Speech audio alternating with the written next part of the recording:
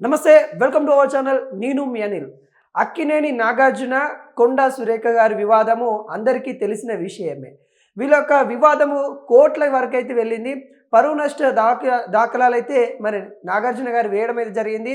తను చేసిన వ్యాఖ్యలు తన పరువు నష్టం, తన యొక్క మనోభావాలు దెబ్బతిన్నాయి, తన ఇమేజ్కి డ్యామేజ్ అయ్యే విధంగా ఉన్నాయని కూడా మరి నాగార్జున గారు కోర్టు మెట్లు కూడా ఎక్కారు.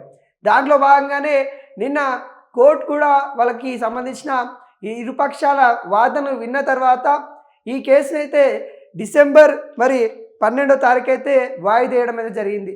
డిసెంబర్ 12వ తారీఖు మరి కొండా సురేఖ గారు ఖచ్చితంగా హైకోర్టుకి హాజరు కావాలి.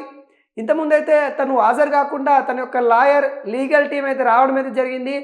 ప్రతిసారి లీగల్ టీమే హైకోర్టుకు రావడం, హైకోర్టులో వాదించడం అయితే జరిగింది.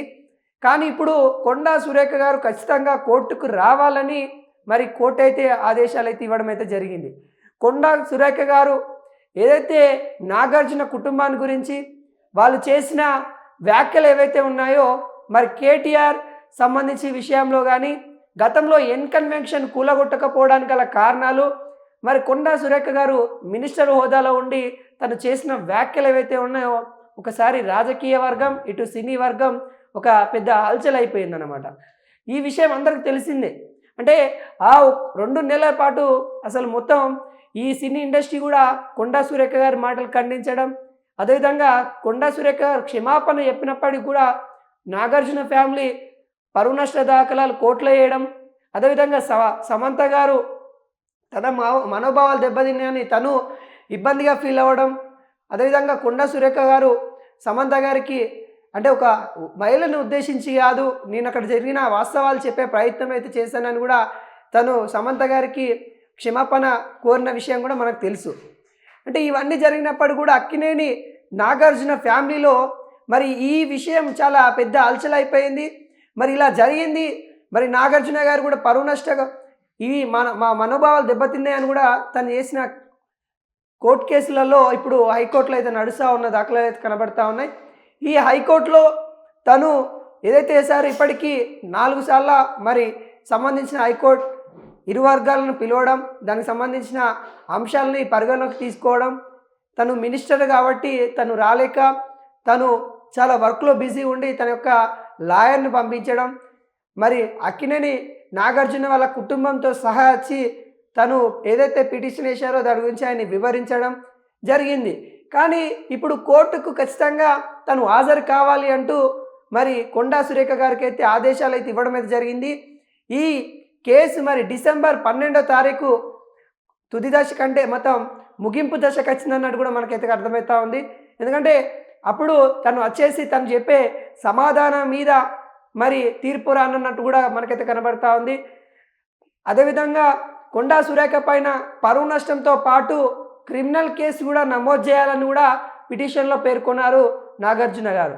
అదేవిధంగా మరి ఈ అంశాలని పరిగణలోకి తీసుకున్న కోర్టు మరి కొండా సురేఖ పైన ఎటువంటి తీర్పిస్తారు, నిజంగా మరి తను చేసిన వ్యాఖ్యలు మరి ఎంతవరకు చట్టంలో నేరంగా పరిగణిస్తారు, మరి తన మీద క్రిమినల్గా కూడా కేసు పెట్టాలంటూ కూడా కొండా సురేఖ పైన మరి నాగార్జున చేసిన ఏదైతే పిటిషన్ ఉందో ఆ పిటిషన్లో మరి నిజంగా ఎంతవరకు పోతుంది.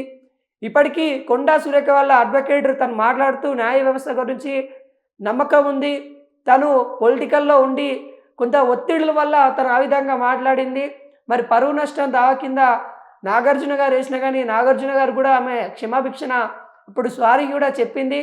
కానీ నాగార్జున కోర్టుకు రావడం తను పొలిటికల్ ఒత్తిళ్ల వల్లనే ఇలా మాట్లాడిందని కూడా వాళ్ళ లాయర్ చెప్పిన సందర్భం చూసాం.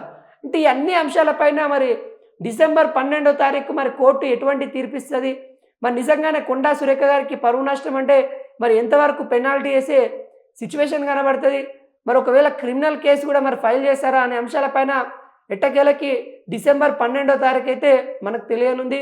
మరి కొండా సురేఖ గారు హాజరవుతారా, మరి కొండా సురేఖ గారు ఖచ్చితంగా హాజరు కావాలని కోర్టు చెప్తా ఉంది. మరి ఒకవేళ తను హాజరు కాకుండా ఎటువంటి పరిణామాలు చోటు చేసుకుంటాయి అనే అంశాలపైన మనం అయితే డిసెంబర్ 12వ తారీఖు అయితే చూడాలి.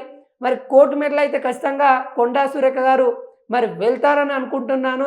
ఎందుకంటే తను గతంలో కూడా న్యాయ పోరాటం చేస్తా అని చెప్పింది. మరి ఈ అంశాలపైన తను నాగార్జునను కించపరచాలని కాదు, కేటీఆర్ చేసిన దుర్మార్గాలని చెప్పడానికి ప్రయత్నంలో మరి నాగార్జున పైన వాళ్ళ